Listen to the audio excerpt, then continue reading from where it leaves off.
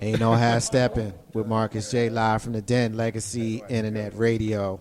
Appreciate y'all rocking with us, man. I'm using that phrase. That's the phrase of the night. Love. Yeah, I love these brothers, man. It's a lot of love in the room. It's the rare night where it's dissension. You know, usually when we come here in the Den of Legacy Internet Radio, you know, generally, you know, there may be minor disagreements, but for the most part, you know, folks usually agree. And tonight is not one of those nights, which makes it a great night. And I love these brothers for the knowledge that they're bringing to us, for the intellect that they're bringing to us, for the wisdom that they're bringing to us, and for the fairness that they're bringing to us, because it's very easy a lot of times to disagree with a person and then get caught up in your feelings. Ain't none of that going on. We're having an honest, spirited debate.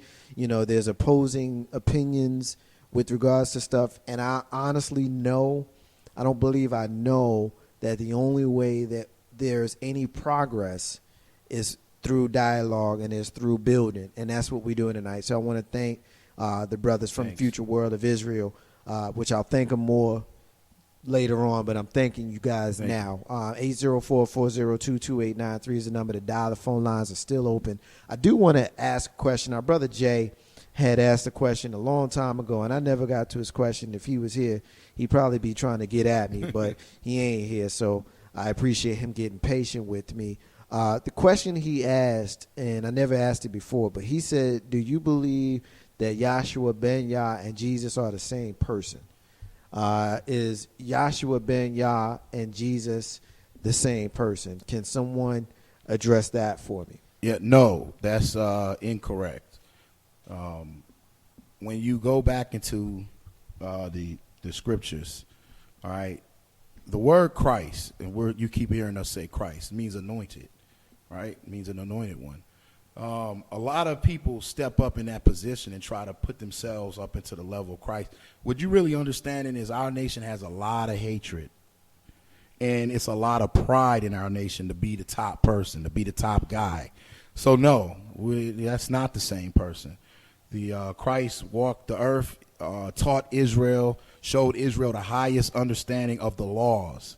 And when you don't understand laws, it's hard for someone to come against the Bible when you have not read the book and you haven't understood the laws. Like, I could go through laws, statutes, and commandments to you right now, and it'll look like I have 5 heads on you because you never read the Bible in the way, in the manner of how we're teaching it. Right. So the goal for our people, Marcus, is that we go into these areas, low-lying areas where our people have no hope, been taught the Bible all day long, but parakeet from pastors who don't know anything.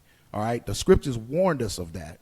Okay, so the point is, but we've been in a society that's beating us down because we are beating ourselves down due to self-hate and refusing to line up as a nation. Everybody wants to be different. I'm fresher than you. Come on, man. How far is that getting you? Right. You know, I got my hair like this. Oh, my butt is this big. Oh, I can twerk like this. Oh, I got on a pair of Jordans. Oh, I got these rims on my car. Let me, I want to go through a couple of quick hits because I got permission from me to go over. I run the building. So we're gonna do a couple of quick hits, and we're gonna run up out of here. All right. So we're gonna do, what is it? The time it is now. We're gonna do a few more minutes. All right. But there's a couple of quick hits that we promised each other that we would get to. And one thing that we did agree on, Brother Yamir, earlier was I can't stand the phrase black on black crime. I hate that phrase, but I want to bring it up. I want to talk about black on black crime, what it means, and how we as Israelites address it. So black on black crime, let's talk about it. What we got? Okay. He's still not talking. Well, the term black on black crime, that's a word we despise. So do I. But they so we did find some common ground. They like to put that on us, and that's really a result of the consciousness that we lost. Of course, I gotta go to scripture again because all stuff is in here. Isaiah 51 and 20.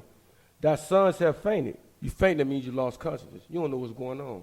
You don't know who you are. You don't know how to love your brother. You don't know how to love your sisters. So thy sons have fainted. They lie at the head of all the streets. Who in the streets? Committing the so-called black-on-black crime. That's our people in the streets. Now, how they acting? As a wild bull in a net. A bull already wild. What that net represent? The trap that the so-called white man has put us in. Because they set up the conditions for us to act like the way we're acting. Right. Now, we got to set responsibility on how we act. But if you're put in a condition, a low state, guess who you're going to hate? Because you can't get to the white man. You're going to hate that brother beside you. Because for one thing, we're already lawless. We don't know Leviticus 19:18, how to love that brother. Your neighbor that the Bible speaks of is telling about your fellow Israelite brother. So thy sons have fainted. They lie in the head of all the streets as a wild bull in the net. They are full of fury of the Lord, the rebuke of thy God. That's our people in the streets, killing one another, robbing one another, selling crack, marijuana, and all these type of things to each other as a result, for falling away from your culture and your heritage. And you got a media agenda that pushes. You got to remember, we're not just talking. We don't talk the scriptures. We also go out to the streets in different areas. And we've been in worst areas and met some of the kindest, nicest people you'll ever meet in your life in the worst areas. Right. Right? Right. So what is the media doing? The media, when you keep shining a light on a person or on a group of people, and you keep shining the light on, and only thing you're showing is everything that's negative. Yep. What do you do to the psyche of the people around the negativity? You start locking your doors. I can't trust that brother. He might be one of them brothers robbing people. Yeah. I can't trust this brother. He might be one of these brothers stealing or breaking into cars and doing this. I'm glad you brought that up because I had a discussion earlier today with someone who had asked how old should I teach my child that there's no Santa Claus? And it kind of outraged me that they would ask this question, because any black person that's teaching their child to worship not only a false idol, but to worship a white idol, to me is one of the most outrageous things that you can do, because white people don't pray to a black God. Asian people don't pray to a black God. Don't nobody pray to a God that don't look like them except for black people. Now, Marcus, I got to stop you, man, because I'm going to show you something. Now, this is recorded. So we're going to go to a scripture, and we're going to show you how your statement in the scripture is actually made. Like this, what you just said. I just read the Bible, y'all. I just read the Bible. The spirit was on you. I'm an Israelite. Yeah. Jeremiah chapter 2, verse 11. Jeremiah chapter 2, verse 11. Have a nation changed their God? That's the question. Have a nation changed their God? Just what you said. The Chinese man got a Chinese God. Their man worshiping the rock.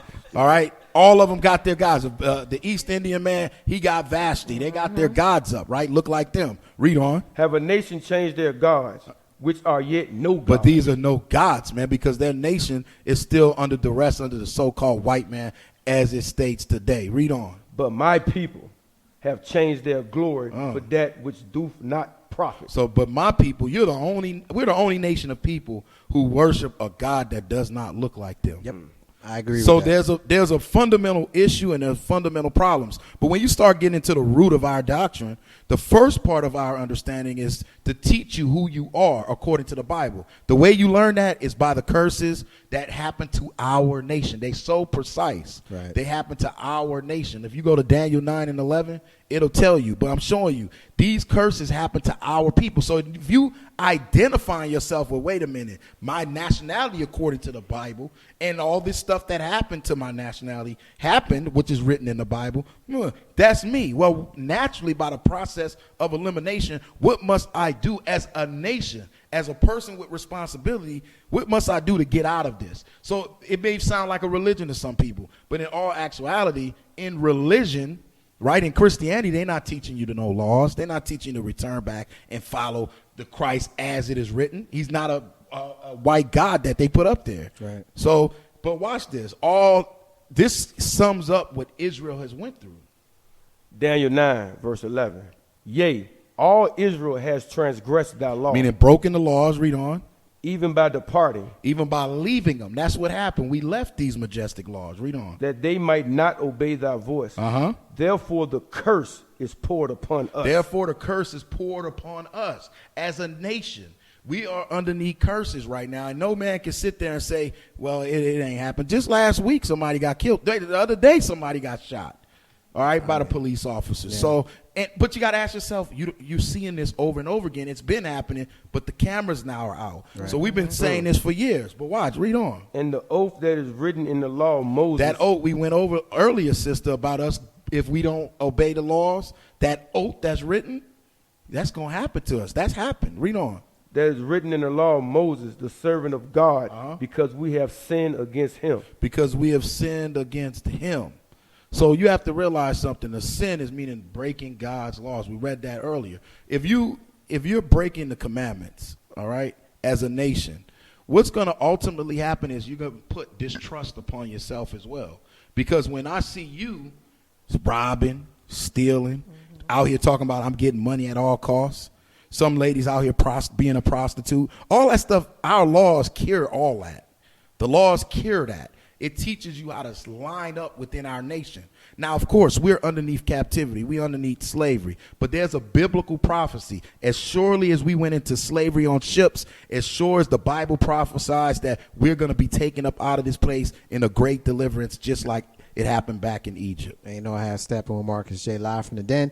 Legacy Internet Radio phone lines are still open for just another few minutes. 804-402-2893. I'm going to ask one more question before we take it home. Future World of Israel brothers, I want to ask, who are the terrorists? You know, there's a lot of talk on television these days about terroristic acts, about the Islamic brothers and sisters and certain parts of the world. And the reality is, when you look at what's really going on here on the American soil, pretty much all of the domestic terrorists are not people of color. It's right-wing white folk that's blowing up buildings, shooting up malls, going into places and doing what they're doing. A lot of them are wearing blue uniforms. These are terroristic acts. And so I'd like to know, as Israelites, what is you guys' thoughts, whether it's as Israelites or not? I just would like to know what you guys' thoughts is. Brother Ozias, what you think, man? Yeah, we go by what we see, and we go by what the Bible prophecy states. When you look at the Bible prophecy, it states that the so-called white man will be the last nation in power before the Israelites, the Lord returns and gives that power back to the righteous judges upon the earth. The righteous judges is going to fall in line underneath the Christ, the righteous judge. So what we teach is that these people that are in the world is just playing their parts. You have the so-called Arab man. If you go back into history with Rockefeller, I'm sure you might have went into some of that history before. They did deals with the Arabs, okay? And they've been fighting ever since that deal, all right? Because they're fighting over money, land, greed, okay? But the so-called white man, his track record is beats beyond anyone. No one has laid more bloodshed than him upon the earth, period. And no one will be able to deny that. And he's still laying bloodshed. We're going to prove something out of the Bible, what he's doing to our people. The Most High told us to go to our people and shine a light on exactly how we supposed to conduct ourselves. So, real quick, let's go to, hold that. Go to Job 18. 11.